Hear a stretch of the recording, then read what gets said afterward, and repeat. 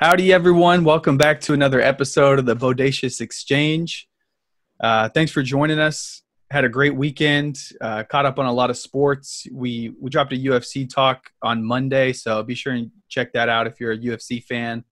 If you're not so much into the UFC, this is probably more the episode for you. I had a great weekend. Juan, how about yourself, man? How's life over there? I can't complain. It was pretty good. Had a little bachelor party going on. Bachelor Ooh. party 3.0. Since 3.0? What do you mean? well, the first one got canceled, the second one got canceled, and this is the third. So very chilled, relaxing bachelor party. It was great to see all the guys, but Very that's about it. 2020 of you. Yeah, right. Yeah, so got to go to Bardstown, Kentucky. Okay. So it's beautiful down there. I will say it's a great drive. It is. It's a cute town. Kentucky's a beautiful state, man.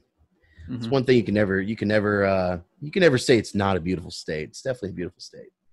A lot of great scenery, a lot of good, vibes to take in as you drive. Yeah, Yeah. cannot disagree with you there. Tons of bourbon. Yeah, a lot of it. Oh man, I need some bourbon in my life. I'm trying to finish off this vodka handle that we got from Costco. Seems like a year ago, man. I cannot drink anymore. I don't know. My body is just like, nah, we're not going to do this, man. Don't even try to start. See, I was on a long streak of no drinking, and then COVID. And now I'm just like, what time is it? See, what you want? You're drinking, right? You're drinking. Okay, good. Me too. Oh man. Well, it was great to watch that UFC. Like I said, got a chance to catch up on some great basketball too. And I wanted to kind of start with the NBA. Getting into the playoffs, we're halfway through the first round here. A couple of the series have finished up. A couple of the series are really heating up. It's been really cool to watch the Nuggets and the Jazz series. On the Jazz, you've got Donovan Mitchell, a former University of Louisville standout. And then on the Nuggets, you've got Jamal Murray, who's a former UK standout. So Wow, kitty cats. taking that Cats versus Cards rivalry to the NBA. And in their last game, Jazz won, but Mitchell put up 51 and Murray put up 50, which is the first time in playoff history that opposing players have each scored 50 or more points. It's been pretty crazy. Been not a whole lot of defense played. You've seen a lot of offensive records set. Loved to see my guy Luka Doncic on Sunday, I guess it was now, dropping 43, 17 boards and 13 rebounds. Puts himself in some really elite company, including hitting a step-back game winner to tie up the series with a lot of people's favorites to win it all, the Los Angeles Clippers. Not a huge Clippers fan myself, so I really enjoyed watching Luka put a nail in that game, especially playing without Kristaps Porzingis. Kid really stepped up. He's only 21 years old, man. He's taken over the league. So it's been cool to see some of the new talent kind of rise up, as you also see some of the older talent ready to hand over the torch. And I wanted to talk about, my favorite to win it all this year is the Lakers. Obviously, huge Anthony Davis fan coming from UK, bringing us a national title. I think he's one of the top 5 players in the league, and I'd love to see him get a ring and kind of, solidify his reputation a little bit. It's been weird for me, though, because I've always been a hater on LeBron James. I'll completely LeBron James. I think it was the fact that he had the tattoo that said the chosen one before he came into the league. And I'm like, who is this kid, man? You haven't even played a game yet, and you're already saying, King James and you're the chosen one. It just kind of rubbed me the wrong way. It's a very 18-year-old tattoo, though. It's a very 18-year-old tattoo. And he was LeBron James, at the same time. So I feel you, though. It's super cocky. Yeah, so I mean, I got my first tattoo when I was 18. I've gone kind of back and forth on that decision. So I get that. I get what you're saying there. Um, I loved rooting against him. He was kind of like my main guy to root against. You know, I loved it when the Mavericks beat them in the finals. I loved it when the Spurs beat them in the finals. I wasn't too crazy about the Thunder when they played them, so I didn't have super emotions there. I loved seeing them play the Warriors. I was definitely on the Warriors side, being a kind of a 3-point specialist myself back when I played. I enjoy watching Steph and Clay. So it's been fun to have a villain. You know, it's always good to have a good villain to root against, and LeBron has always kind of filled that role for me since he's been in the league. But watching the guy over the years, man, I can't help but really like appreciate what he's done for the game of basketball. And, you know, seeing him play with AD, it's really elevated him for me. And, you know, he hasn't had any kind of terrible off the court scandals. He's a married guy. Yeah, he's a good guy. He's just a good family guy. Yeah. Does a lot for charity. Done a lot for his home city in Akron, Ohio, helping underprivileged kids pay for part of their college tuition. I think he's helped over 800 kids now with close to 10 grand a year to help them out with expenses going to college and everything. So just one of those guys, you know, the more time went on, it was hard for me to justify rooting against him. And especially now that he's got two cats on his team, AD and Rondo, I can't help but be a fan of the guy. And the more I watch him as the postseason goes on, it kind of seems like we're witnessing history. You know, having grown up idolizing Kobe and seeing Kobe's time start to end in the league, and then seeing him pass away, you know, Kobe's death really touched me in a way that I wouldn't have expected it to. And as I say that, we're actually recording this on Kobe Day, 8/24. So RIP Kobe. But yeah, I don't know. It just kind of changed my perspective on everything. And watching LeBron now, it seems like, you know, we don't have many years left with him in the league. And I really appreciate being able to get the chance to watch him play. Some of their early games against the Blazers, it looked like he might not have been in top form and possibly on the decline.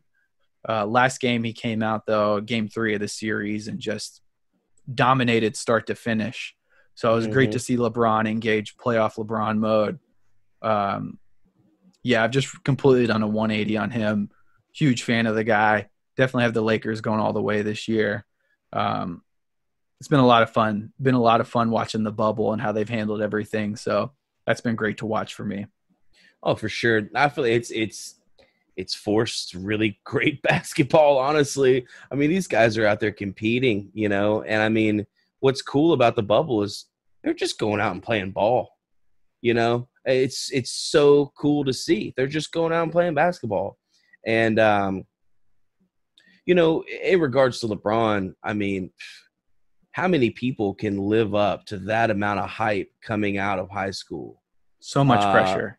I mean, he himself gave himself the tattoo, the chosen one. I mean, not many people even scratch the surface, you know, when it comes to that much hype. I mean, the hype around him was ridiculous. Ridiculous. Cover of every magazine. And, you know, back then, social media really wasn't a thing. You know, maybe MySpace. That's a throwback. Yeah, maybe MySpace. But very, very impressive to see what he's done. And I mean, it really is a movie. I mean, he went back to Cleveland and brought him a championship. That's crazy. That was pretty insane. That's insane, I will say, to think about. I don't think he did himself a lot of favors with the decision and the way he went about announcing his decision to go to Miami. And they had that whole thing with not 1, not 2, not 3, you know, all that jazz. Yeah. And it's weird, though, because I love Dwayne Wade. I think he's one of the most underappreciated stars that the league has seen. But I just still couldn't bring myself to root for that Miami team. I don't know what it was. Probably just, you know, like I said, liking to root against LeBron, liking to have a villain kind of person to root against. Yeah. But the bubble's been great for me. There's been a lot of good storylines, in the 8-play, or I don't know, lead-in games, I guess you would call. You had the Suns going 8-0. Nobody expected that. Devin Booker. Meow. And just really watching all of the former UK players. I tell people when they ask who my favorite team is, I don't really have a team in the NBA as much as I like to root for former Cats. So, AD, Booker had been great to see. Love watching that young Heat squad with Bam Adebayo and Tyler Hero out there. Yeah. Already mentioned the whole Jamal Murray thing. Cats are just taking over the league, man. It's fun to watch as a UK fan how many former Cats are in the NBA. And on the flip side of that, the Dukies, baby. Oh, yeah, I forgot you're a Duke fan. Oh, my gosh. That I am, and we have had a lot of success in the playoffs. A lot of players. Jason Tatum's been balling out. I believe he's only 22 years old.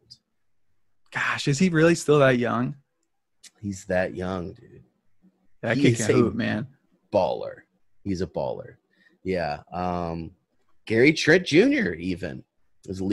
I don't know if he is to this day, but up until last week, he was leading the league, leading the bubble in 3 points. Or in threes. Really? Percentage and totals made. Yeah. Yeah. Gary Trent Jr. Sleeper. Is he's the wing for the Blazers, right? He's there with Portland. Him and Rodney Hood. He's done a good job guarding LeBron so far in this series. They've had him kind of picking up LeBron full court because LeBron's playing point guard for the Lakers, man. That's crazy to me. Yeah. He's looking more and more like Magic Johnson every day, it seems like.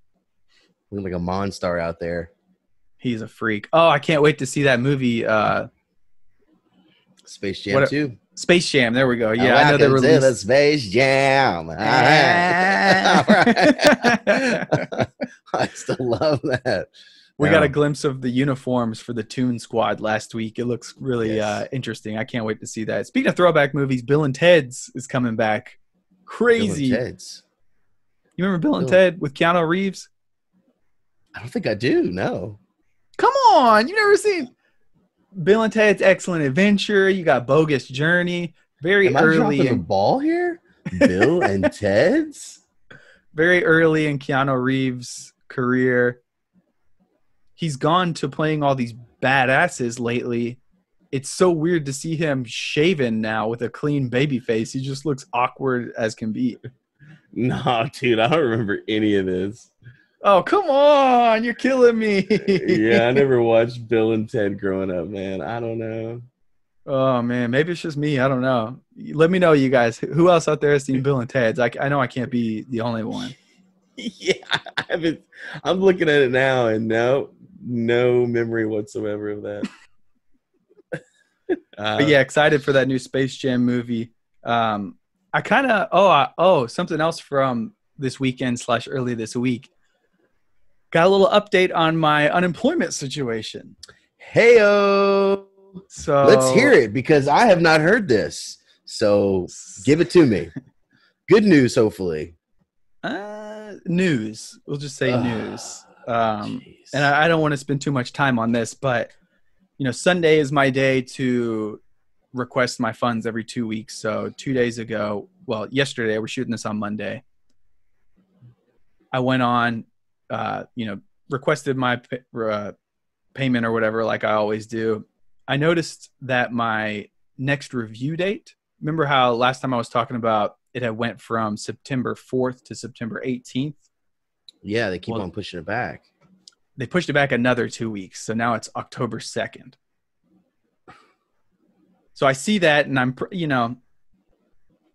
trying to be wise and control what I can control. I don't want to dwell on it too much to let it ruin my day. But, I saw that and it was pretty frustrating. So, just hoping to speak to somebody to figure out what's going on. So I started calling lawyers and, I'm really trying to get this figured out. What kind of options do I have? I have not heard back great things from the lawyers. As a matter of fact, I haven't found anybody that's willing to touch an unemployment case. Wow. It seems like there's just so much demand for it and possibly it's not much of a money making stream for them, but I have not found any lawyer willing to touch an unemployment conversation at all. Like, not getting into the details, just, hey, we don't do that here right now. Sorry. I've asked for recommendations. Every recommendation I've gotten so far has given me a voicemail that is full. So that was pretty frustrating. I got an interesting call this morning. Oh, So, as you know, I'm pretty heavy into it, my job search, and I want to preface this by saying,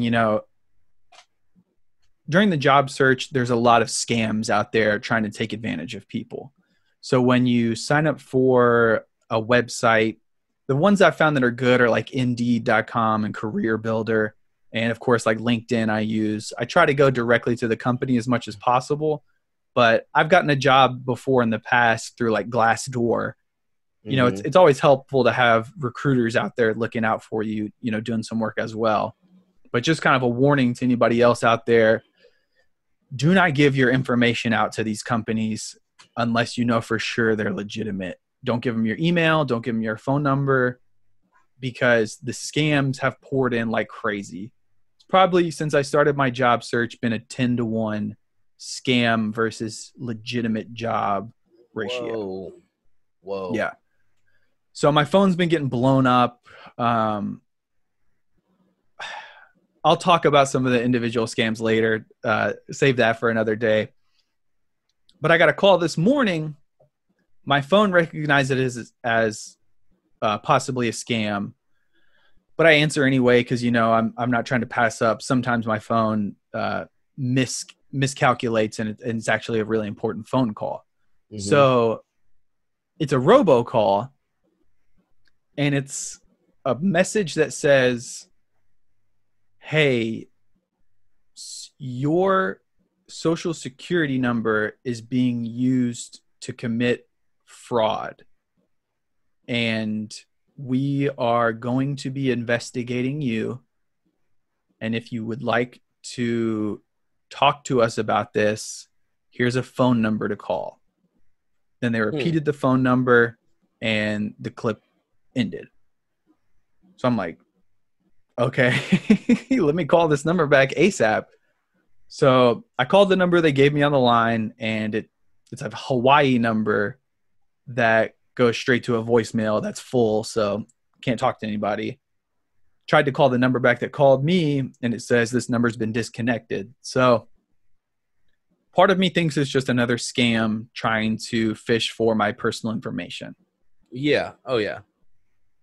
Part of me thinks it's related to my pursuit to try to find out what's going on with unemployment, and that, since I've been in investigation since May, maybe there is something going on. Like, like I mentioned in the first time when I talked about this, I have had fraud committed in the past to me. Mm-hmm. And so I just want everybody to know, maybe somebody out there that might be watching, I plan on following this to its conclusion and completely cooperating with the investigation. And if anybody out there has anything to say that they would like to admit, now is the time to do it.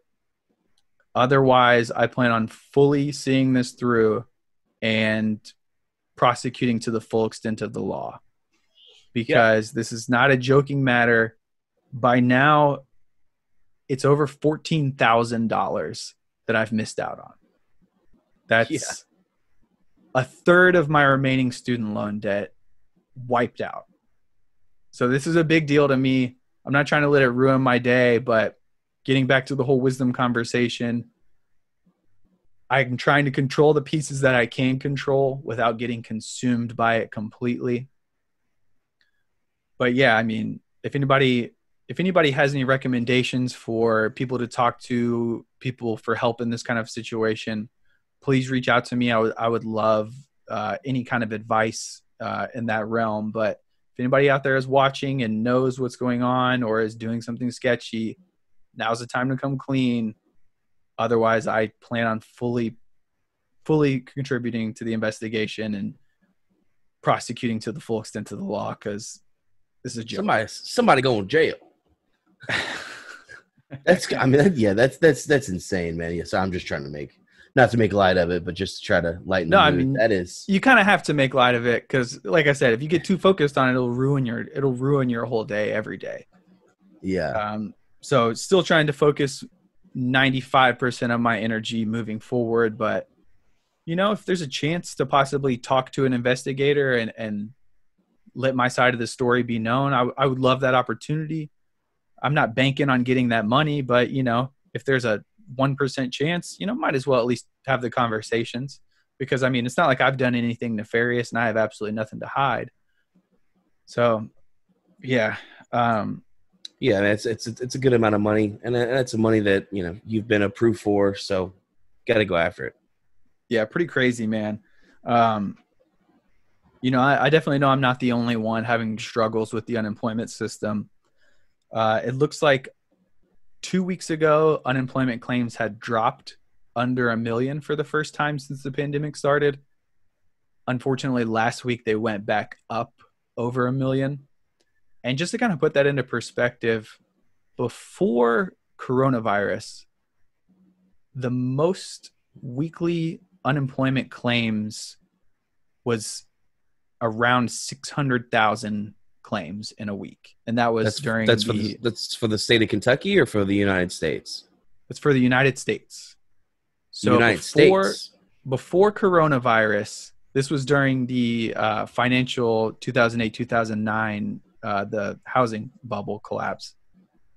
The most during the peak of the housing crisis was a little bit under 700. I want to say it was like 690,000 or something like that claims in a week. Since coronavirus started, the peak claims was almost 7 million in a week. In 1 week. Okay. In 1 week. And that was buttressed by weeks of 5 million and 5 million and 3 and 4. And so 2 weeks ago, like I said, it dipped back below 1 million. And then this past week, it went right back up over 1 million. So I know a lot of people that I've talked about are kind of insulated to this. S&P is at an all-time high. When you look at the stock market, it's mainly propped up by the major tech stocks, your Microsoft, your Amazon, your Apple. The big tech companies are pretty much inflating the S&P average. I want to say 60%, or it's either 60 or 40% of the companies in the S&P reported a loss. But the biggest companies are so big and making so much money right now that they're kind of like artificially inflating the market. So for anybody that tries to say like, oh, the stock market's doing great, everything is all good with the economy is more than the stock market. And there's a lot of people that are really struggling right now. I don't want to make it seem like I'm in the worst camp in the world. Like I said, thankfully we were fortunate enough to save enough in our emergency fund to be able to make it through this time. But there's a lot of people out there that don't have that emergency fund that are really, really struggling and going below the poverty line and potentially going to be homeless in the months upcoming. And, mortgage delinquencies are on the rise, almost to where they were at the peak of the housing crisis. And you don't hear a lot about this in the media. And I think that one of the big issues in the country, a lot of people have said to me, we need to get rid of the two-party system because two parties just are not enough to kind of encompass all of the viewpoints that there are in the country. And I completely agree with that. And I think one of the major contributors to that is the mainstream media. CNN and MSNBC are kind of the cheerleaders for Democratic Party, mainly kind of the center corporatist side of the Democratic Party. And then you've got Fox News, which is 100% behind the Republicans. And it's like they're rooting for teams like go blue team, go red team, when it's, the reality is so much more nuanced than that. So I kind of wanted to just talk about where I get some of my news from. Do you have any alternative news sources that you go to? Are you more of like a, turn on one of the main channels? Like, where do you usually get your news from, I guess? It's interesting, I particularly like to watch both left and right to try to form my opinion. So I'll throw it on CNN. I'll throw it on Fox News. I'll also mainly go to YouTube and see what's out there, and just try to kind of fact check everybody, and then I'll just take it to the internet. That's usually what I do. It's so annoying to watch the big networks, because no matter what side you're on, if you have any sense, throw on the opposite network and see how. I mean, everyone's just pointing their finger, and it's just like, guys, come on. Like, I understand that we have our differences, but geez, to put it in the most basic terms, what is this teaching our children? All these adults can't get along. All these adults don't know how to compromise, but that's what we were taught growing up, is other people have opinions. You need to learn how to accept them and deal with them, and you need to listen to other people's opinions. Well, none of these adults are doing that. None of these people in Congress and the Senate, none of them are doing that.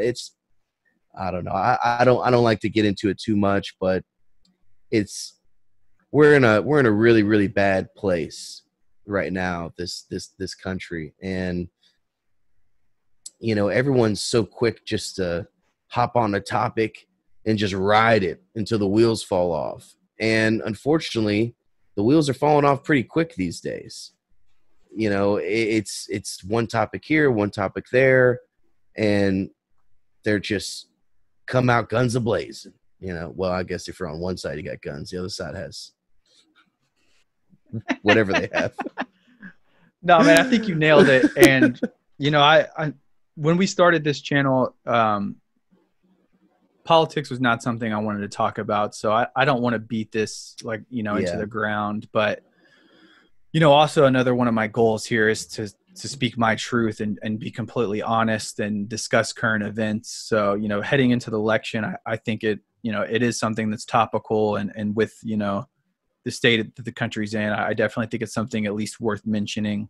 And I definitely think you nailed it. You need to look on both sides. You can't just be insulated in one thought pattern without experiencing at least what the other side is communicating. Some people don't even refuse to listen to the arguments of the other side because they've got it all figured out.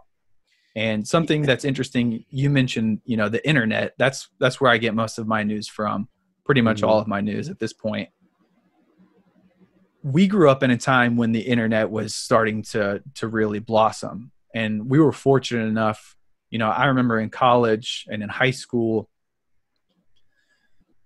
having to, produce sources and citations for our arguments whenever we did a paper or an essay or anything like that. And there were certain sources that were not acceptable. Like, you could not cite Wikipedia if you wanted to pass on an essay. And I think that was a really valuable lesson in terms of don't trust everything you read and take it at its face value. Give a little more thought to the source, to where the information's coming from, to possibly a hidden agenda that the author might have had. So I feel like our generation is a little bit more skeptical in that approach. Obviously, there's outliers completely, but compared to, like our parents' generations, I feel like they're a lot more ingrained in that mainstream media. They're just going to throw it on a cable news channel that they watch, and then that's all they watch. So just wanted to kind of touch on that a little bit. Right now, my favorite YouTube page or YouTube channel is Rising on the Hill TV. I think they do a great job of mixing up left views and right views. It's got two hosts, Sagar and Jetty and Crystal Ball. Sagar is a right winger, Crystal's a lefty. They bring on guests that have opposing views, and they have really kind of smart, articulate arguments back and forth, kind of the disagreements that you don't see as much on the cable news channels. So just want to give a shout out to them, and see what you guys think. Where are you getting your news from? What are your favorite sources? What do you love? What do you hate? Would love to hear a little bit about that. So yeah, didn't want to get too far off in the weeds there. Yeah, But because I had to get some of that off my chest. Yeah. Yeah, and here's the other thing too. At the end of the day, especially if they are, career politicians, right? I mean, some of these people, and that was Trump's big campaign, drain the swamp, Well, one of the things he meant by that, at least that I took, was he wants to get a lot of these career politicians out of there. And honestly, I totally agree with that. There's no way that you should be able to stand office for 40 years. Mm-hmm. That's ridiculous. That's absolutely absurd to me. So I definitely do agree with that. Now, what I will say, and this is what the generation does now. They're so quick to take the bait. They're so quick to take that clickbait, that tagline, that headline, and just run with it. And what a lot of people do now, and this is where it gets dangerous, really dangerous and toxic, is what a lot of people will do is they'll read the headline, believe it, and keep scrolling. Mm-hmm. And they won't even read the article. They won't even look into the article. And then they'll regurgitate that as knowledge. That's when it's scary, and that's when it's toxic, and that goes on a lot.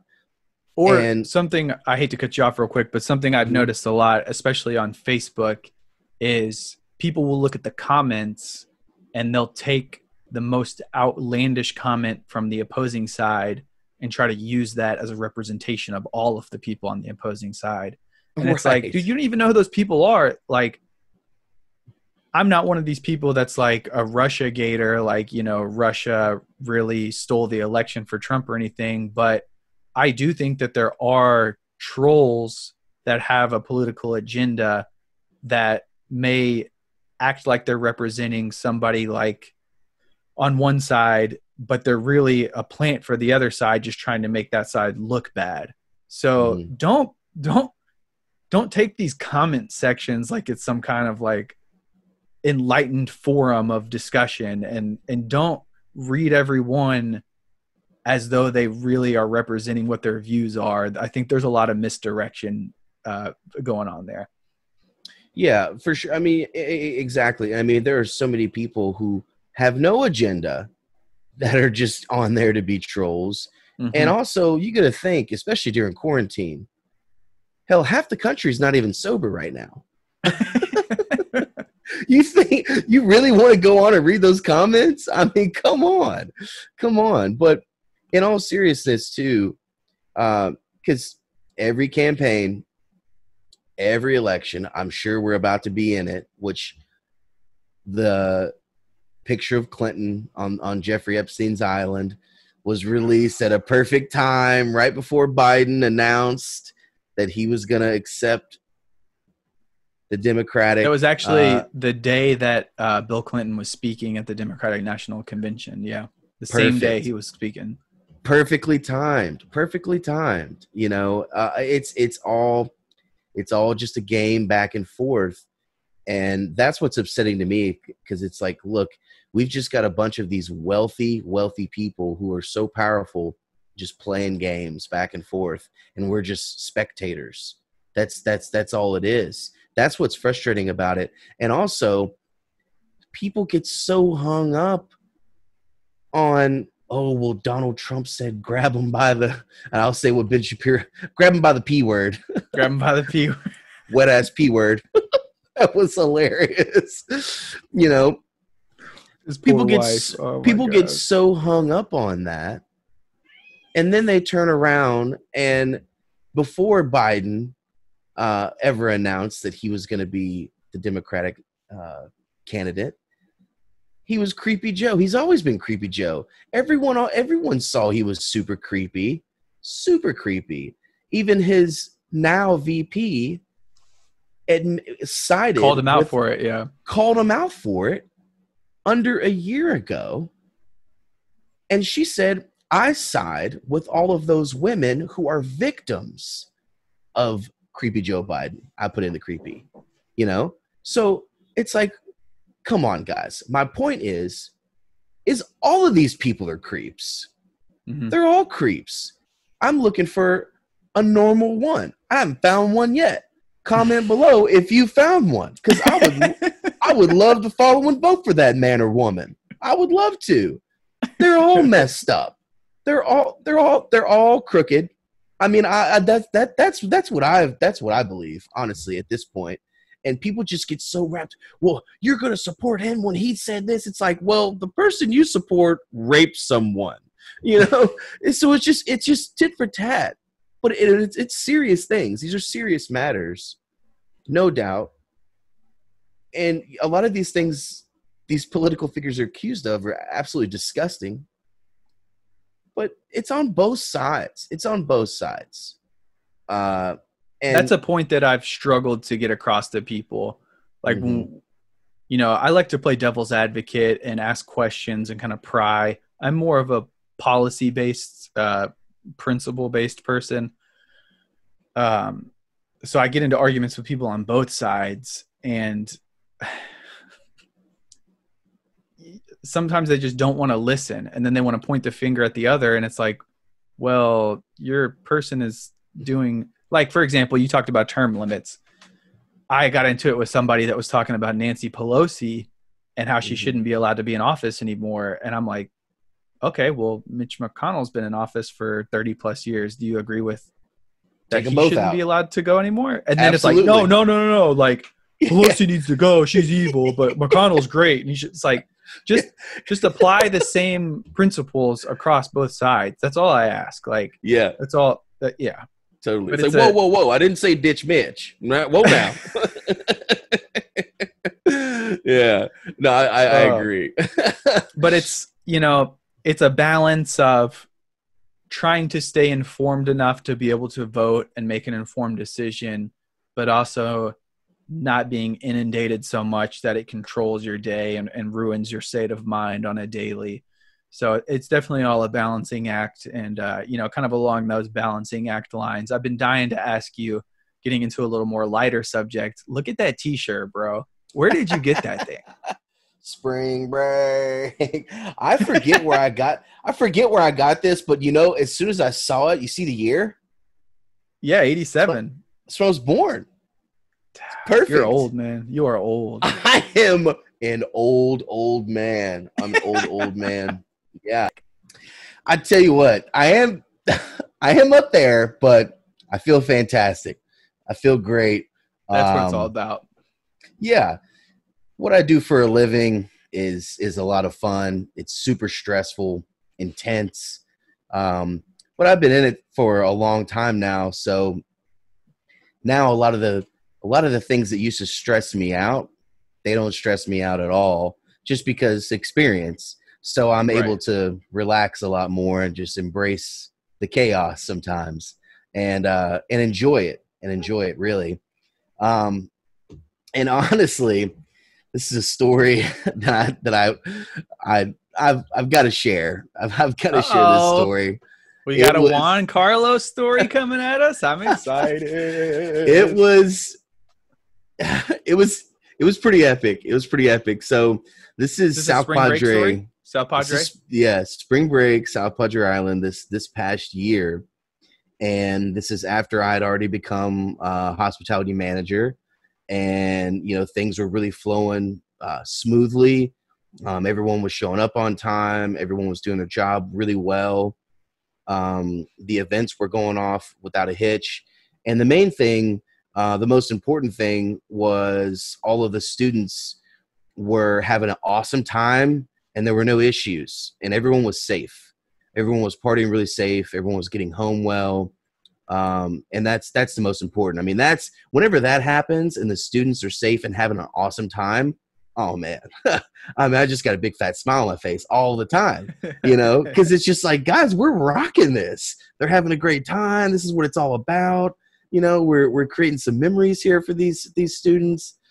This is awesome. And we're in just a paradise. So, but this particular story, so I had a total rush of emotions that I had to really hold together without people knowing. And I feel like I did a really good job.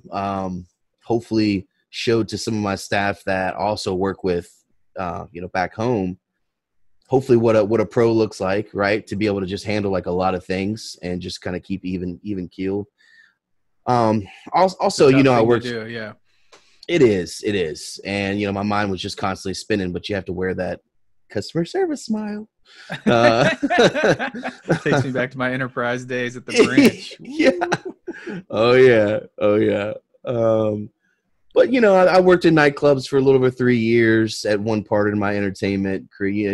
That I was a promoter, VIP host, VIP manager, etc. Been throwing parties since I can remember.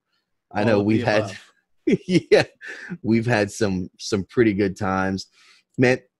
Not to get off topic here, but do you remember that Gatlinburg trip? Well, there's 2 Gatlinburg trips that I planned where we got those mega cabins. Oh, I remember very hazily. Yes. Yeah. That picture of you with the happy feet out on the deck after the Subway sandwich. Oh man, that will be forever cemented in my memory. Man, and that one mega cabin that I had, they had the three hold on a second. Picnic style tables. That was at the peak of my like college shenanigans alcoholic phase. And it's like 2008. I had gotten Subway and came back to the cabin. I don't remember where everybody was, but like when I had drank too much and I felt like I was going to throw up, I used to like get down on my knees and put my head and like bury my head like that. It was just the only thing that would be soothing for me.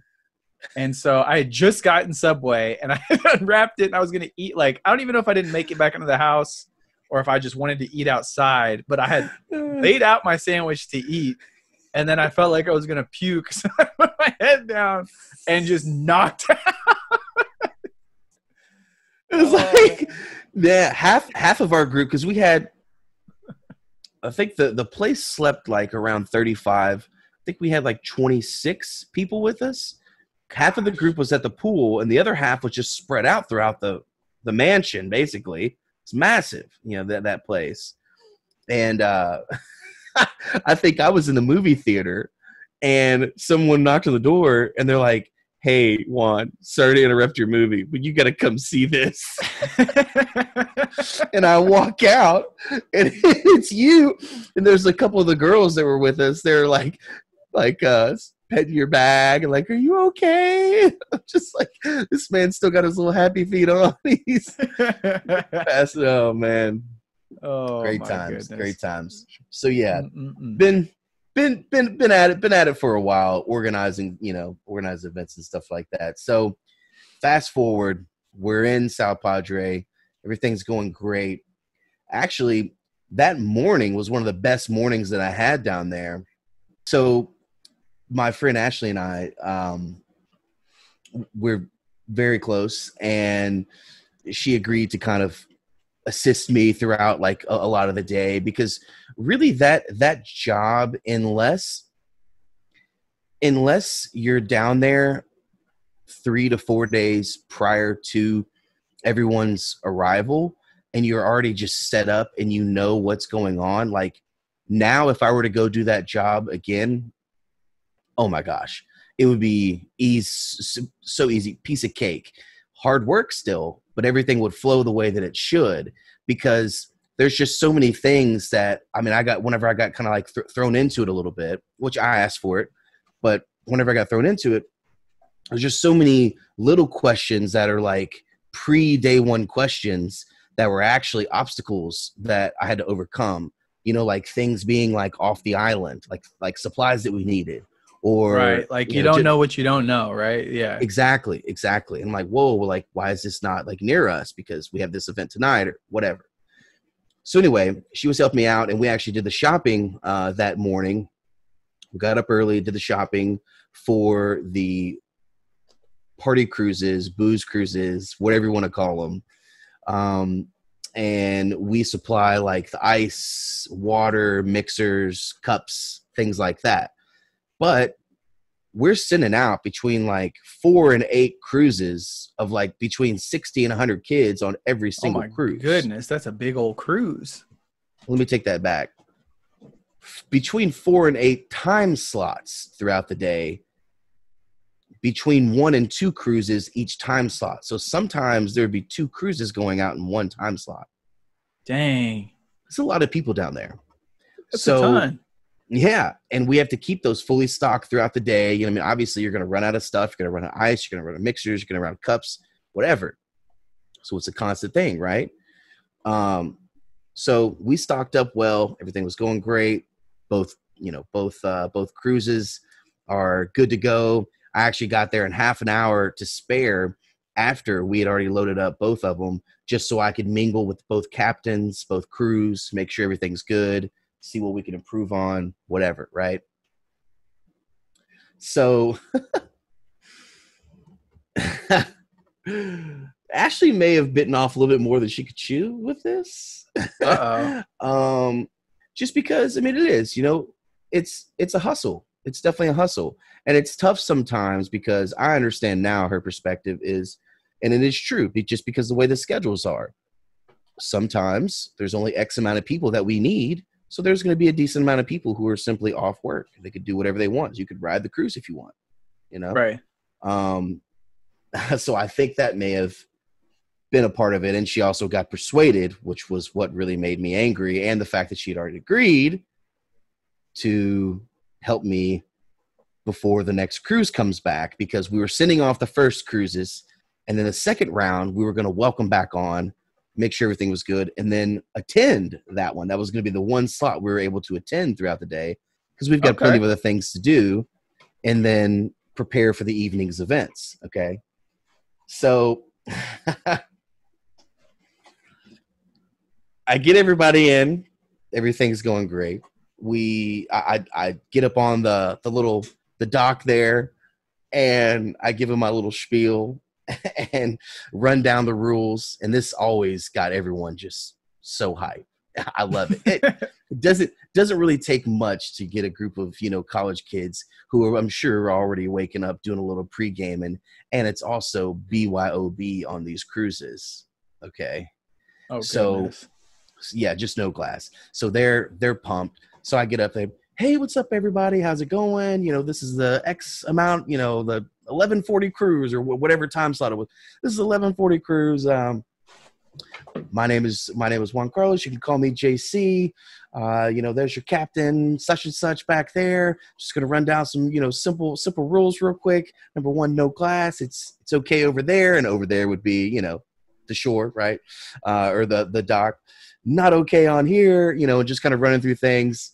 And, you know, don't throw anything off the boat, blah, blah, blah. And I'm like, the last and most important rule, other than no glass, let's have a good time, baby. You know? And of course, every group, you know, would always just light up. And, you know, it sets a really good tone for them to come on the cruise.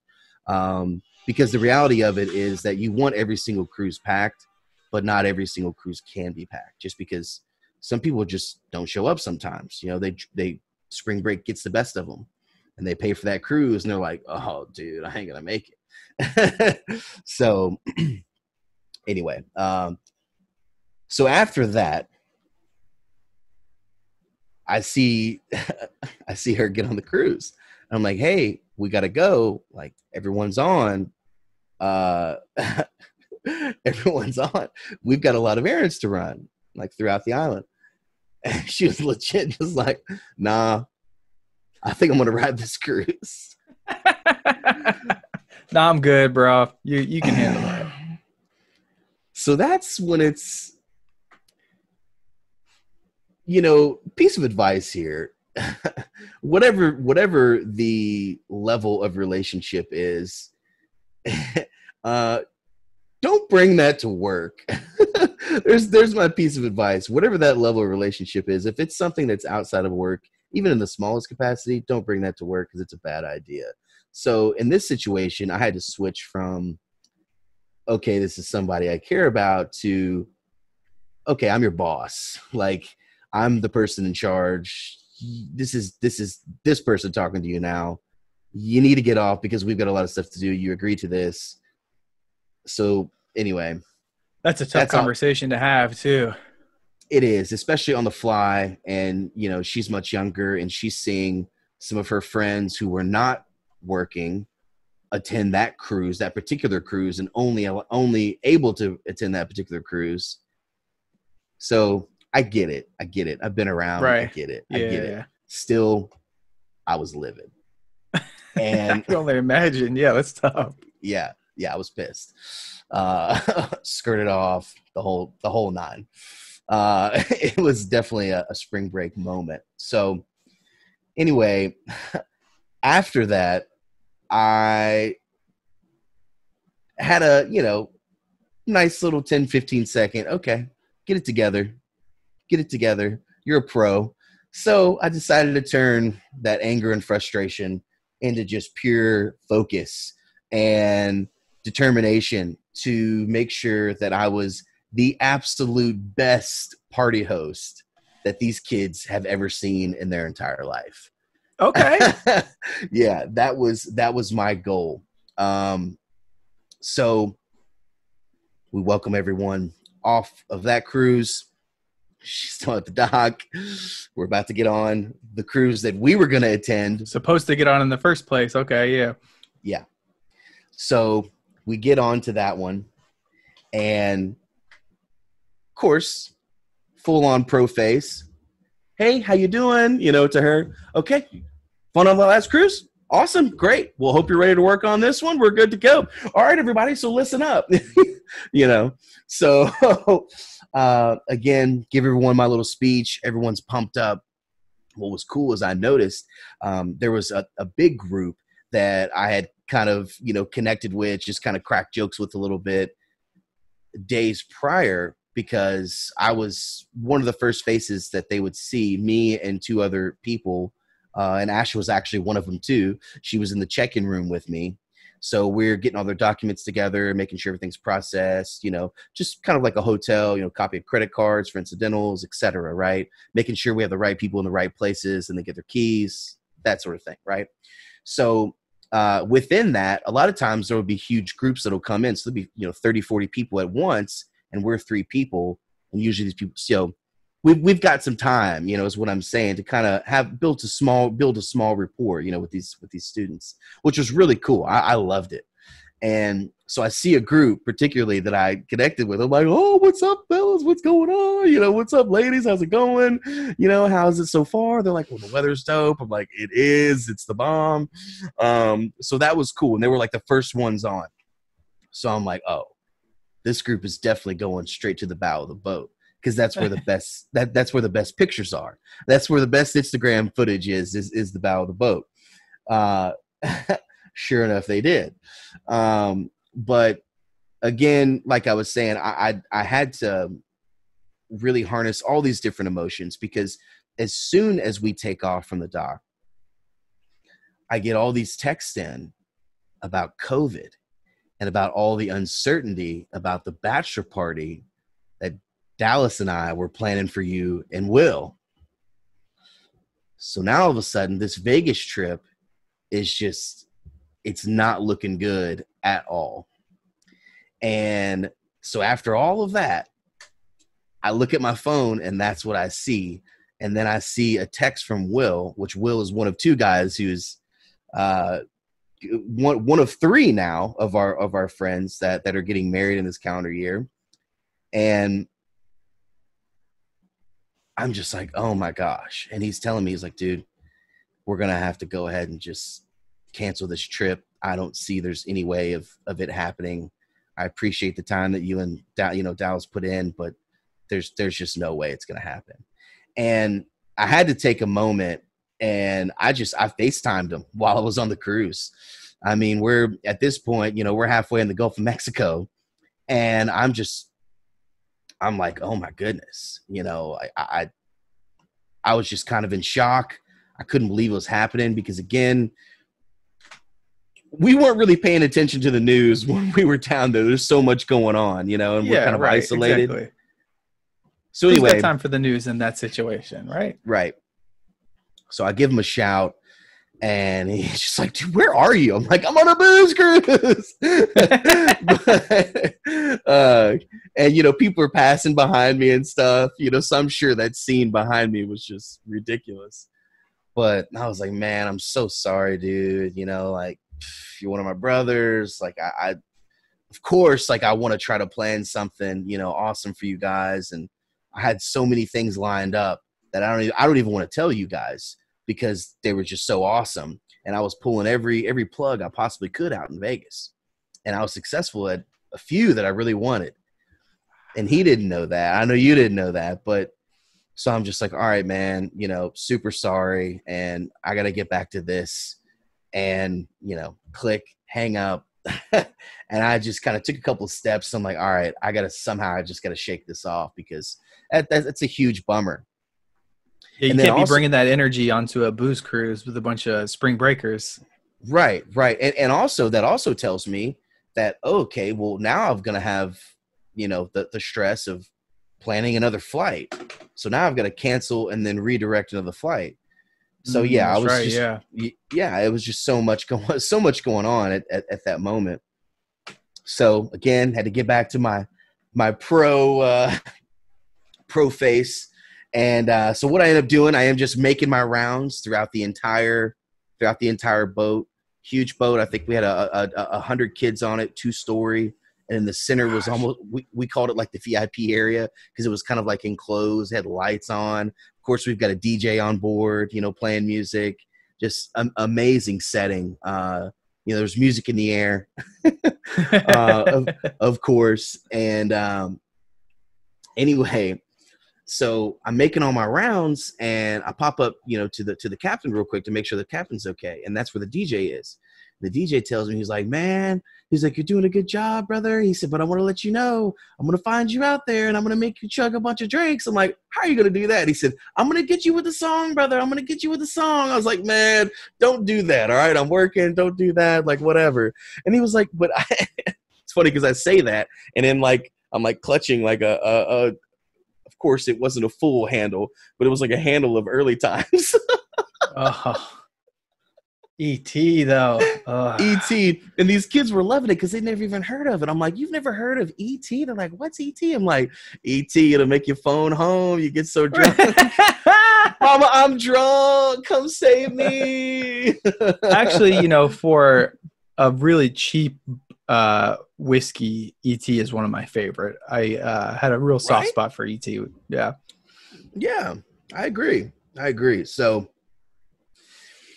you know, there may have been some shots given out and distributed and things like that, you know, just to, you know, keep the party host, you know, atmosphere alive. And anyway, so I end up on the bow of the boat.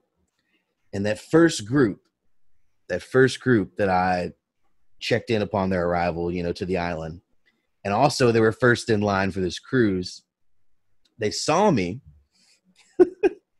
And of course, they're on 10. Everyone is. Right.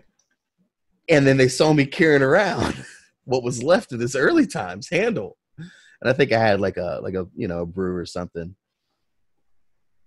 And it was slam packed. I mean, even like the top area, which you'll see in this video that we're going to pop up, by the way. It's all-time classic.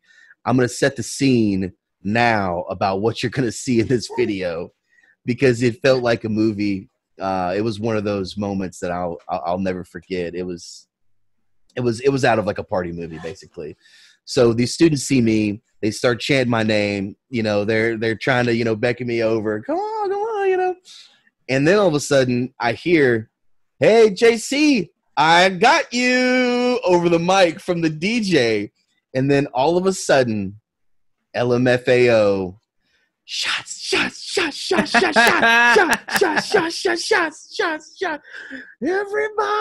I was like, oh my God. They start screaming. They start going nuts, dancing everywhere. And they look directly at me. And they're like, JC, you gotta chug that. Oh my God. I'm like, guys, no. I sip. I don't do that. No. I've got to work after this. And they're like, and this is only like 25 minutes into the cruise. And the cruise is 2 hours minimum. Oh, So wow. in the back of my mind, I'm like, well, if I do chug this and sip water the whole time after I just had a meal, I might be in the clear. That was wishful thinking. So, to say the least. yeah. So at this point, we're a quarter way into the song, and then all of a sudden, that same group, they were just hyping me up. Then all of a sudden, about 100 kids on this cruise, everyone that had a vantage point, their eyes were locked on me, and they were just straight cheering. And I'm in the center at the bow. Chug, chug, chug, chug, chug, chug, chug. Oh my gosh. And I was just looking around and I'm like, guys, no. I felt like good luck with that. Yeah. I felt like an old parent, that just stumbled upon a house party when they were away, and the kids threw a party. Children, stop it. No. Behave, children. Behave. And there was no stopping that. So, and this is a part, you can see the last look in the video when I look up to the top deck, but the first look, whenever they're doing this, I look up and I see my friend and coworker Reed, and he looks down at me, and I literally give him the, dude, what do I do? Look. And he gives me back the, nothing that you can do except chug it, brother. Look. What are you going to do, man? You got what are you going to do, man? And I see a few other of my friends up there, and they're all like pulling out their phones. And I'm like, oh my gosh. Here we go. So I downed it like I was raised Catholic, and I Gronk spiked that thing into the deck, baby. And the crowd erupted. They erupted. Everyone was going nuts. Absolutely insane. I make it back up to the captain. He was like, dude, that was one of the coolest moments I've seen in a long time. I was like, I'm glad I can provide it before I make it up to the captain. And this is what a lot of people don't know. And I don't care because, if you knew me in Philadelphia around, what were the years? 2009, 2010. Yep. I believe you'd call me the shot party of Philadelphia University of Penn drinking champion is what you would call me. I believe that's Spring fling, a champion. So I got no shame. It was hilarious. So after I spike it, dancing, giving the crowd a LFG, jumping up and down, all that jumping up and down, and that rush of emotions, and chugging at my age, and being on a boat, straight whiskey. A veteran move. I let the crowd die down. He changed the song, and eyes started to avert. Right, and I turned around and I got close to the edge because I'm like, oh, no way. And the two of the girls, sweethearts, right? They like patted me on the back. They were like, JC, are you okay? They were like totally concerned. And I was like, and this is gross. This is nasty. No lie. Literally gave it up like right in like the cup of my hand and just threw it into the ocean. It was just that much like the cup of the hand. I held it down like a man, okay? Like a man. Because if I would have let loose, oh man, there's no way. Number one, if that happens, we turn the boat around. Like you turn the boat around. Like you can't do that. So I can't be the reason. So I had to keep it together. So in the hand, off into the ocean, no one noticed except those two chicks, and they kept it quiet. And they were so cool. I literally have one on each side of me, and one of them was like, she's like, I've never seen anyone do that. Oh, you got puke on your lip. Wipes the puke away from my lip and like rubs it on her top.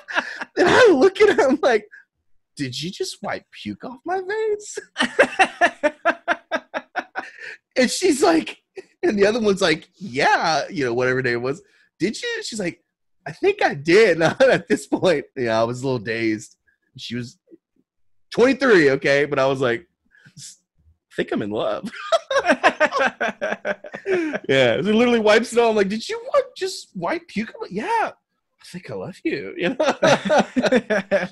was all in good fun. Obviously, I was not in love with that girl, but just to clarify, it was a funny thing to say. But yeah, so after that, I just end up, continuing to make my rounds, and also hoping that a certain someone saw that whole thing. Because I'm like, oh, okay. You don't want to do your job? Well, let me show you how the job is done. I don't know if she ever did see that moment or not, but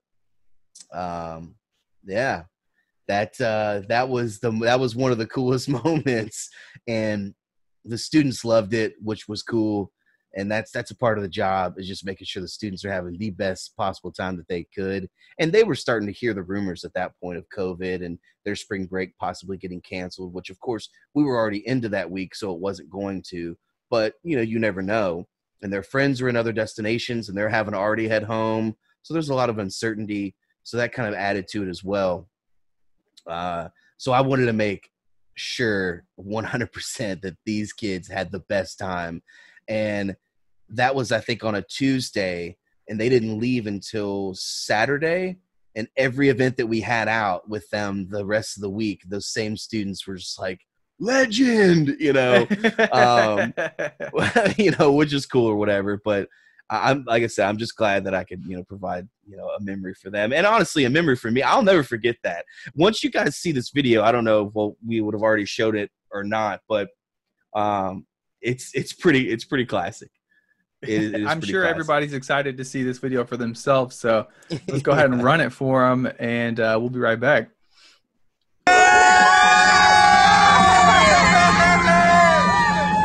go! Jump, jump, jump, jump, jump, jump, jump!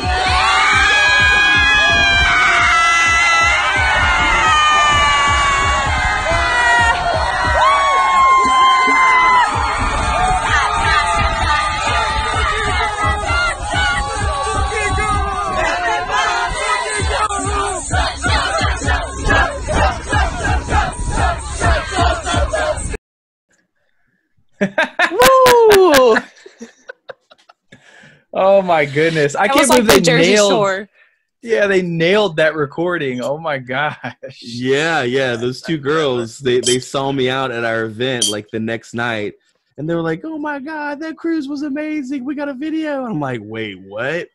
And I'm like, "Show me this video that you speak of." And then afterwards, I was like, "Okay, you got to send me that for the archives." That's awesome. That's awesome. I have a question. Yeah, that group did was the amazing. Bottle break? You just straight up threw the no glass ever on the boat. Yeah, all plastic. Ooh. All plastic. Okay. And I that found makes it better. Yeah, and I found it shortly after and made sure that it saw the trash. So I was very responsible there. All right, so I'm sure you guys have noticed we've got a third member joining us now. Getting ready to get into the heart of the conversation today, something that I'm really excited to learn more about.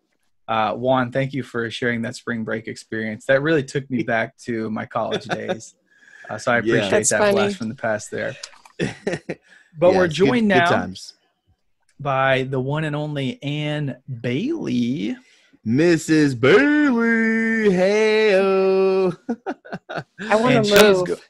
Coming in from outer space. Coming at us from a supernova. Just exploding out the sky.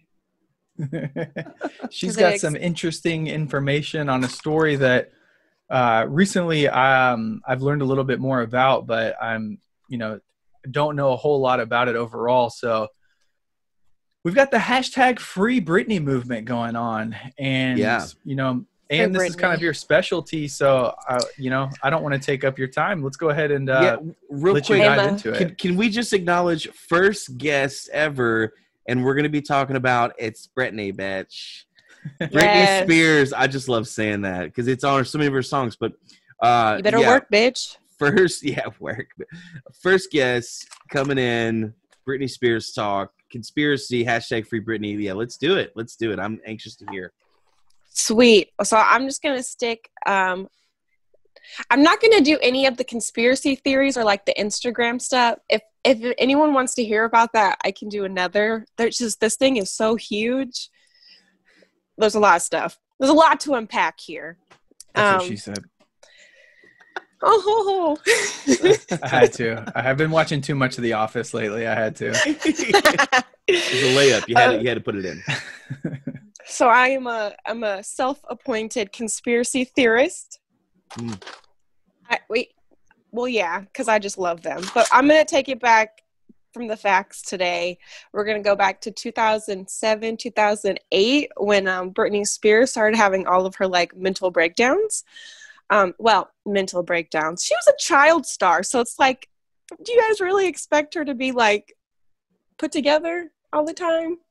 I don't know. And she shaved her head. I don't really think that's a mental breakdown, but that's just me. But anyways, it was the times. It was called a mental breakdown. Now it would just be, she's time for a hair change. Yeah, it's like, new look, new everything. I think she looked pretty cool. She looked like a Barbie doll. Oh no, Rugrats, the Angelica, her Barbie doll with her like, what is that doll called that she has? Anyways, it looked like that. But so after that, the crazy thing about this though is they say it's because of her public breakdowns that she was put into this conservatorship,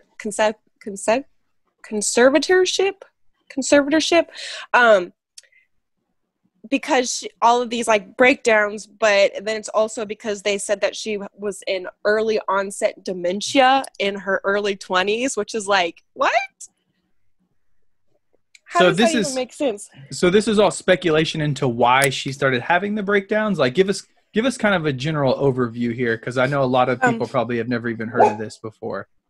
Hey, Max. Sit down. It's the doggies. Yeah, that's Cheese, head of security. Well, people, they thought, like, judges and the lawyers that were handling the case basically were saying that she's in a mental state, right, where she couldn't take care of her own life, basically. She couldn't take care of her fortune. She couldn't take care of just her basic day-to-day needs. But it's crazy. What was your question? Just kind of the general overview. I mean, you jumped, the judges. Like, what were their judges for? Like, why did they even? What were the? Well, they had to take her to court. So you can like insert right somewhere the term for conservatorship, but basically they just it's what they do to take over people's lives that they can't handle themselves. So like usually it's older people that go through dementia or that are so old that they, basically just throw all their money away. But for her, it was basically just because of the erratic behavior that she was doing that the public, the public was all worried about. But then like, I guess there was some stuff going on in her family and then her dad ended up taking over everything, but it was only supposed to be temporary because of the baby on the lap thing when she was driving and the hitting a paparazzi's car with an umbrella, which I mean, who wouldn't? I mean, who wouldn't do that when you're okay. So I'm getting a picture here. So she's a young star. She's a child star. She was on the Disney. Was it the Mickey Mouse show? Mickey Mouse Club back in the day. Yeah, Mickey Mouse JT Club. was on there too. Shout out JT. So Christina. The pressure kind of gets to her. She starts to act erratically. She shaves her hair, kind of has a public meltdown. And so basically her parents come after her to say like, hey, you're not mentally capable of. Her dad, not her mom. So they just wanted to take control of all of her. Basically, yeah. So now her dad and it was only supposed to be temporary. So, and they recently extended it to 2021. But she has lost. She has to. There was one instance where she went to In-N-Out Burger with her boyfriend and didn't ask permission from her dad. And in response to that, her dad sent her to a mental hospital or a mental health facility. For what? What? It's so weird. And she was an adult at that time? Oh yeah, I would say she's in her late 20s, early 30s. Whenever that happened. Yeah.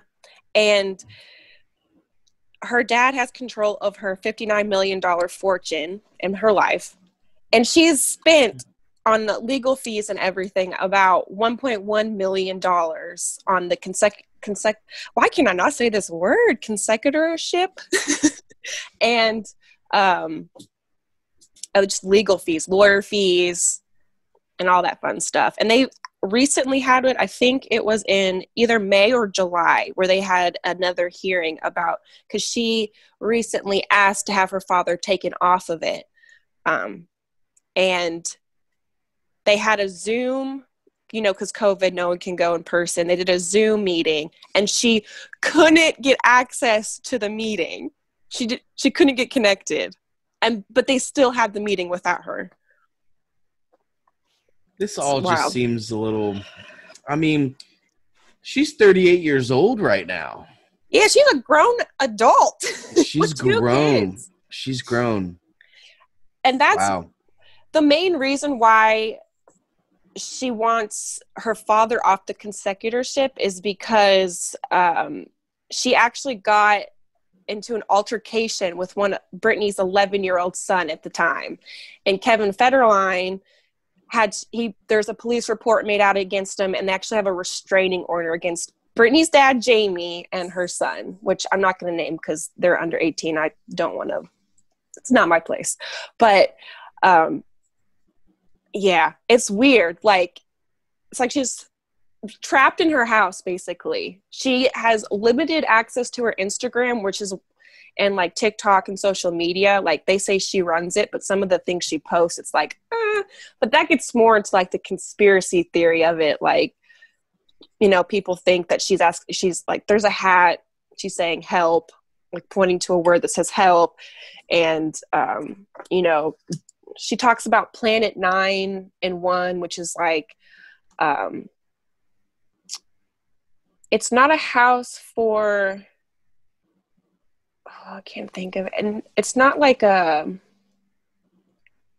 it's basically a safe haven for women to get away from, and I could be wrong, so correct me in the comments, whatever. But it's just a safe haven for women, basically. And she has referenced it in her Instagram story, or not stories, because she doesn't post stories. The one story she posted got deleted in 5 seconds. But in her Instagram post on her feed, it's pretty weird. Is it like a public place, that for instance, there was, if I remember correctly, yeah, let me look. Because our company, we've thrown concerts and been donated to a few charities, and one of them back in Lexington, Kentucky, is Greenhouse 17, and that is a nonprofit organization where they help survivors and victims of a lot of abuse and things of that nature. So is it something like that, or is it something private? Because knowing her with her status and the amount of money she's accumulated, I would see it being private. If she's got stuff like this going on, I'd see her going to some sort of private facility. It'll definitely something private. I think it's just a basic, I think it's more to reference that she's being held captive, basically. Because she puts a lot of red herrings in her, basically what she posts about. It's crazy. Plus some of the stuff she posted looks like someone's grandma's Facebook feed. They just shared this cat, or these girls in dresses that looks like it was a picture from the 1920s or something. It's weird. Side note, Kevin Federline is a name that you do not hear every day and haven't heard in a long, long time. Forever, which I think is great. K-Fed,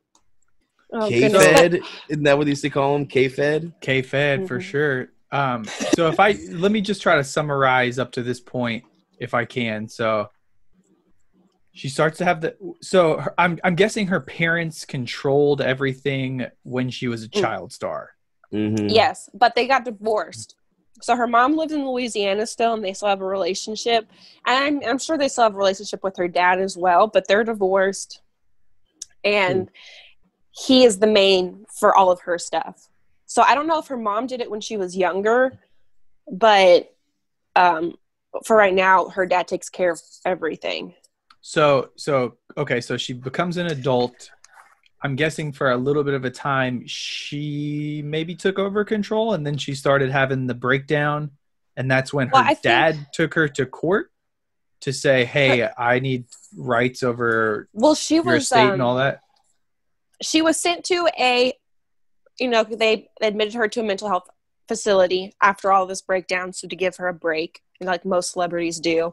And from that, her dad figured out basically a way to make, get their lawyers involved. Basically, everyone in her team was saying it's better for her own good if there's a consecutorship, but it was only supposed to be temporary. And then in August 19th, they extended it to 2021. Oh, wow. So here's my question. So basically the conspiracy would be, right, that everyone around her, including her team and her family, is conspiring against her versus telling the truth and actually having concern, and Britney's not doing well at all, right? Yeah, because I mean, she's a child star, like of Miley Cyrus, Lindsay Lohan, Amanda Bynes, like they've all gone through, like, I mean, when you go from a teenager to an adult, you're going to have that rebellious stage in general. I can't imagine having to deal with that in like such a public way, right? Especially some of the things that she had to do. Yeah.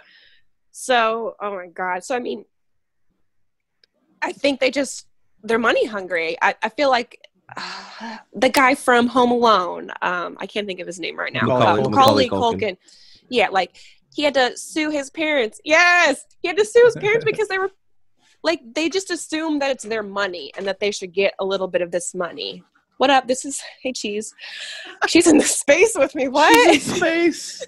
This is a dog in space. Dog in space. Dog. But it's so crazy. I like dogs in space.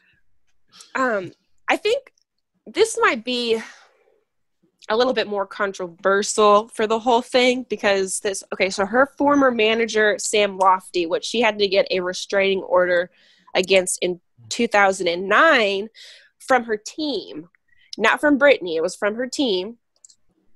And he came out, it wasn't recently, but he came out saying that, and all these other stars are coming out and saying, like, there's some shady stuff going on, like Britney, like free Britney. Like, I think I can't remember his name because she was only married to him for like 5 hours, I think. Jason Allen Alexander. Yes. He was recently at a Free Britney protest in, I think Los Angeles or Hollywood, one of those. But it's crazy. Yeah. Because that was back in 2004, by the way. It was a long time ago. Dang. Mm-hmm. That's insane. And there's so many other crazy stuff. Like, it's like I was researching this and I was like, oh my gosh.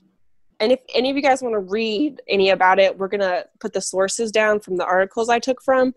But it's insane. Like her Las Vegas domination tour was put on hold and her team was saying it was because of her dad's health issues. And yeah, I remember that. And then it came out on a podcast called Britney Graham that a former paralegal that was handling her case came out and they vetted this person. They didn't release any information. So it's like, they say it's credible, but I don't know for a fact because I wasn't the person who fact checked it.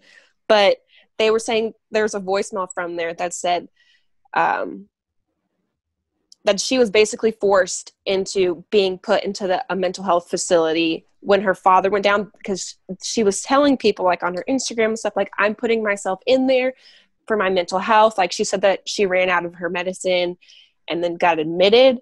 But it was found out later that she was actually forced to go into it and then they said it was because of her her dad's mental health. But they're just trying to control her life, and I think she's pretty fucking. She's fed up. I don't know if I can say that. It's YouTube. No, you're good. Yeah, you're we're on good. the internet. You can let it loose. Yeah, you're Utah. We're on Utah. We're on YouTube. Jeez. We're on Utah. We're in Utah. No. We're on Utah.com.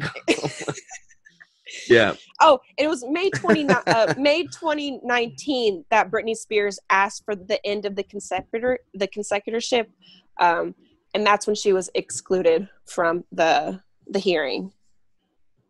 And because a lot, like, how can an early, I mean, I'm sure there's cases, but you're going to tell me that because she has early onset dementia, but she can do all these crazy stunts, remember all of her lyrics to all of her songs and dance and like lip sync, but like she can do all these things, but she can't take care of her basic needs. And her, like, the fact that she had to get a restraining order against her dad because of he got in a fight with her 11-year-old son, like there's something fishy going on. But I mean, I won't know. I'm not in her circle, so this is all speculation.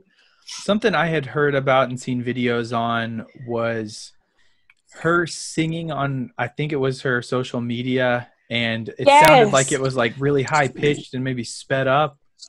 Does that kind of play into this? Like, what's the deal with all that? Oh my God, we are just, because I was about to say something about that. She actually had to change her voice. So if you go to watch the Mickey Mouse Club, she had a voice that was similar to Christina Aguilera's voice. It was very deep. You can find videos of her when she was younger singing. And then she had to actually retrain her voice. And you can look at there's videos out on YouTube of the evolution of her voice. Not her singing voice, but her talking voice, because it's gotten so messed up from having to switch up the tune. I guess that's right. Her vocal, I don't know. Anyways, switch up her voice. So it's just like ruined her voice. And there was that video I know that you're talking about. People actually reversed it, or no, they slowed it down. And yeah, they slowed it down, and it was like her normal voice. And she actually was going to there's an album that she was going to release called The Original Doll that was blocked by her record company, and that was going to be like her this is me now, like this is her evolution, because most pop stars, Miley Cyrus is a really good example of how people, as they grow, they evolve. They go from different, like from the Bangers tour to Miley Cyrus and her Dead Pets tour. Like, it's two completely different things. But she wanted to come out with this, and her label company was like, no. And I did listen to some of it on YouTube. Like, you can find clips of it, but they really blocked it and tried to shut it down because she used like her normal singing voice. So why would they not want her to sound like she normally does? Like, that's what doesn't make any sense to me. Like, why would they do that? My guess would be because Christina Aguilera already had that voice and they were both on the show together. But that still doesn't make sense to me because, after the show was over, it's not like they were in a band, like a girl group together. I think that was just how they were going to make her stand out a little different. So it was like a marketing decision, essentially. 100%. Yeah, she's had no control over her life at all. Like, yeah, it's interesting. I mean, labels still have a ton of control, but they have a lot less control now than what they did, say, I don't know, in 2000 to 2004. Right? Seriously, Miley Cyrus does stuff, and I'm like,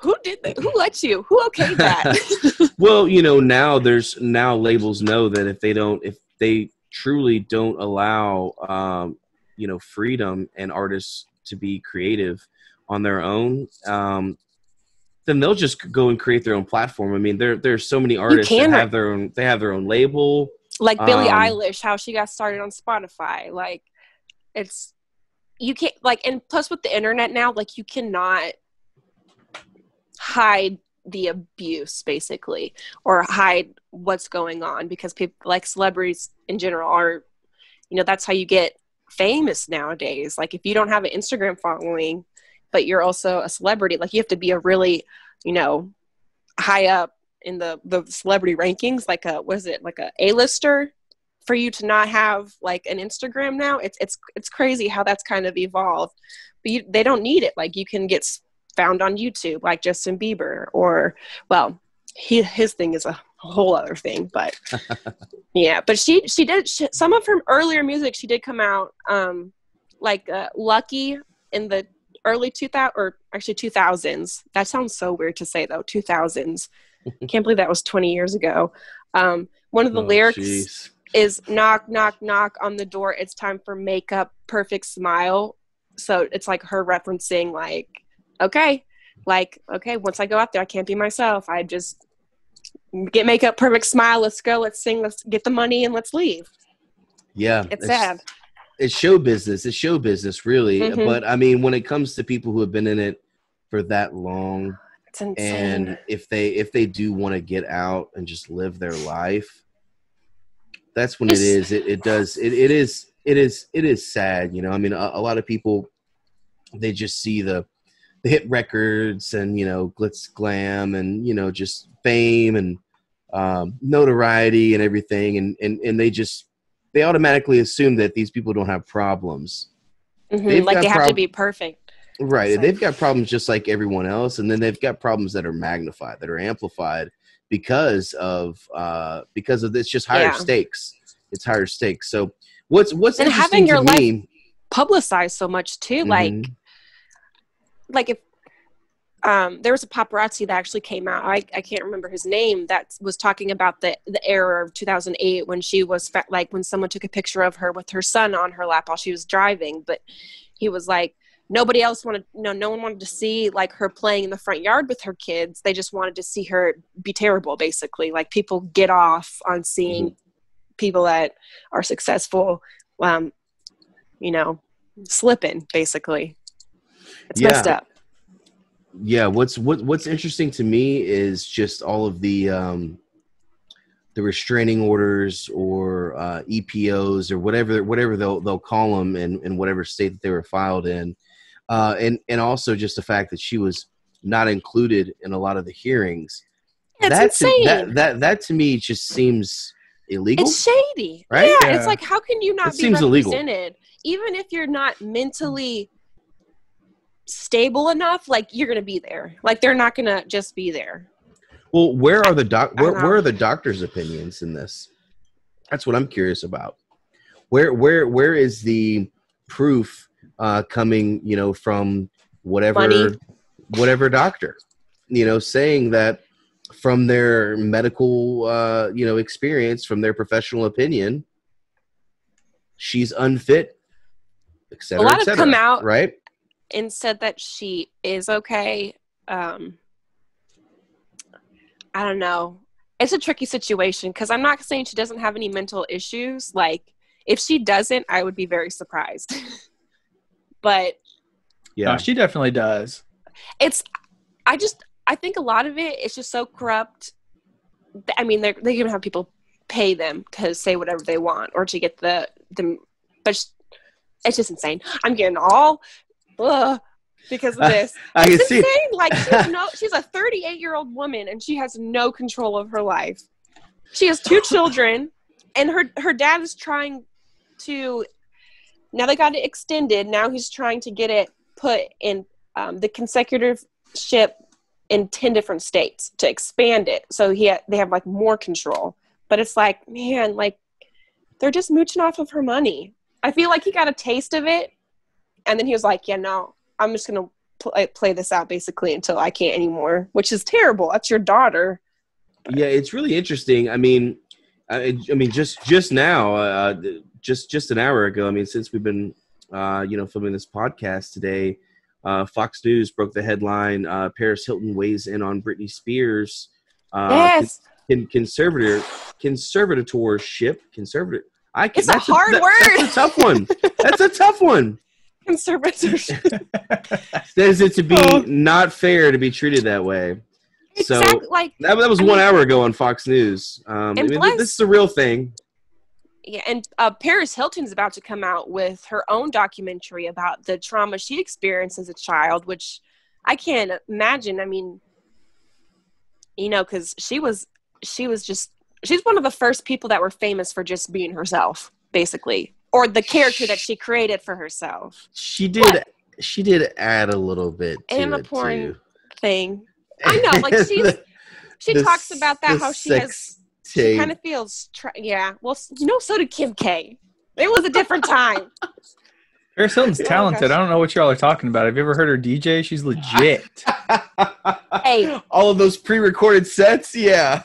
Oh, hey, you have to like, you know, everybody. I love Britney. I love Britney, but I also love Paris Hilton because she loves animals so much, and she's like I think she's going to be more genuine after this documentary comes out, because she was just talking about how it's like, I don't know, like a lot of stars just feel trapped. They put their boxes, or like the characters, like some people are typecast because of the character they played, or they're always going to be known as this person, or like the character Paris Hilton created, like they're always going to be Paris Hilton living that. That's hot. Like there's a little dog in the pink purse. Like, so I wanted to just say a couple of things. I'm a huge South Park fan, and they've done an episode on both Paris Hilton and Britney Spears. So I thought it was funny that you said Paris was such an animal lover, because on South Park, she like smothers her animals so much that they all commit suicide at the end. So that's just interesting. They obviously picked up on that as well. But the Britney episode is crazy on South Park. I mean, it's basically everybody is like, crazy forcing her into the spotlight, and then she can't really handle it eventually, and she ends up blowing her head off. Spoiler I hope alert. that doesn't happen. But she's like still alive, and they're still parading her around. Like basically, it's trying to symbolize she had to break down, and they're still trying to like hoist her into the spotlight. And kind of like as a society, they're making a commentary that we take these celebrities and we idolize them, but then we even like it almost even more when bad things happen to them, kind of like you were saying. And it's like the drama. It's like they turn it into like a sacrifice, like they had to sacrifice Britney for the harvest. So they took a weird spin on it, but I mean, that's the whole Illuminati talk, right? It's you sacrifice yourself for the market, fame. For the biz, for the fame, for everything. It's crazy. This whole thing, like Britney Spears' lawyer, I don't know the name of him, but the one that was originally dealing with the conservatorship resigned after all of the domination stuff got shut down, but he gave no reason. It's like there's so much stuff that happens, but it makes it more interesting because like she's failing. Well, she's not failing right now. She's awesome. Like she is the happiest person on social media I've ever seen, but it's like, I don't think that's real. Any of it, anything that she puts on there. Interesting. Very interesting ongoing story, evidently. I mean, it's huge in the news right crazy. now. And now it's got extended. Yeah, one of the year, How can she be puppeted around, forced to be in all this stuff, to do this project, to do this, residency in Las Vegas and all of this stuff, but she's early onset dementia? No, like that doesn't make any sense. Yeah, that doesn't make any sense. The whole dementia angle doesn't make any sense. I could see if they were going to say like, she does like, she's not responsible enough or. Well, I can't, I'm not going to speak on her mental health because I don't know it, but. Crazy. Absolutely crazy story. Yeah. Yeah. I mean, she's with Jive Records and RCA, those are two pretty huge labels. That's, man. Yeah. Again, and like her there's boyfriend, Sam, is like her handler. So like, he basically just makes sure she's staying in check, basically, like the mole on the inside, but he poses as her boyfriend, which I don't know how that's like a conspiracy theory, but it's so weird. Like this whole free Britney. Making me want to listen to Toxic right now. That's what's making me want to listen to. Yes. I'm a slave in my head the whole time. Yeah. I've been doing I'm a slave. Oh, baby. Yeah. And that beat was kind of hard. There was another, like, if you listen to some of the songs, it's like, are you good? Like, are you good? Yeah. Fam. Well, I hope she is good. Sending, positive vibes Brittany's way. Everybody, let us know what you think. Clearly, this is going to be an ongoing story, so I'm sure we'll have to come back when we have some more updates. Anything or we more could you'd like do to add a on conspiracy theory. If anyone wants to know about the conspiracy theory, that just has to be its own thing because it's crazy. So this is more of the fact-based side. Yeah, and then there's a deeper rabbit hole filled with more. Like this is all the public information, give or take some names, basically. Because I was looking for more of the timeline because I wanted to focus on what's actually happening. And then maybe focus on like what might be happening because we don't know. I wish I was best friends with Britney. We have the same scar right here. You can't really see it. We have the same scar. So I really wish I was friends with her, but I will never know what's going on. But it's kind of fun to speculate, but then I also feel bad because I'm like, this is someone's life. And I'm just like, ooh, what's going on? I'll never forget where I was the first time that first video aired, though. Baby, one more time. Oh, baby. Yes. Dude, that's been stuck in my head. I also, because, Keith says baby all the time. So, like, it's guilty as charged. Look at that face. Yeah. I like to sing, and I don't like to create lyrics, so I just have dummy lyrics. Baby. I throw a lot of gibberish around. Oh, baby, would you hand me that napkin? It's generally not in the tune of that song. Well, no, it's whatever tune you want it to be. But every time he walks into the room, sometimes it just triggers it for me. And I'm like, baby. Like, it's, There's also a baby. Oh, yeah. Yeah. Oh. That's good. That's really good. Man. Well, very interesting stuff. Ann, thank you so much for hitting us with that. This might have to be a recurring segment as new news continues to unfold. But well, thank you for having me. I'm so excited to be your first guest. Now you guys can get all the people. First guest and talking about Britney Spears, which classic. She's just a sex symbol. She's awesome. She's an icon, I mean, she is the greatest. Absolute icon, yeah. And she's so, like, I was watching old interviews of her, and she's just, like, the cute, like, all-American girl, 100%. Like, what you would think the girl next door all-American girl would be. Like, she's great. Yeah, I mean, as a teenage boy seeing that video for the first time. Oh, gosh. I was pretty excited. I was pretty Is Toxic the one that she's like with a see-through full body outfit and she's like on the floor like Toxic is the red outfit, right? The red bodysuit. Yeah, and that's when she like poisons all the men. I'm not a fan. I'm not a fan. I don't know. Oh, Britney is great. But her dad Jamie is a dick, and I'm sorry. You suck, Jamie. Jamie Spears. Sorry, not sorry on that one. Yeah. Over here getting in altercations with children? Your nephew? Mm-mm. It's an entanglement is what it is. It's all an entanglement. Well, that's what Sam is, her boyfriend. He's the entanglement. We've got another entanglement on our hands here, folks. Oh, my goodness. We'll have to have a discussion about that whole situation here on one of these next up-and-coming episodes.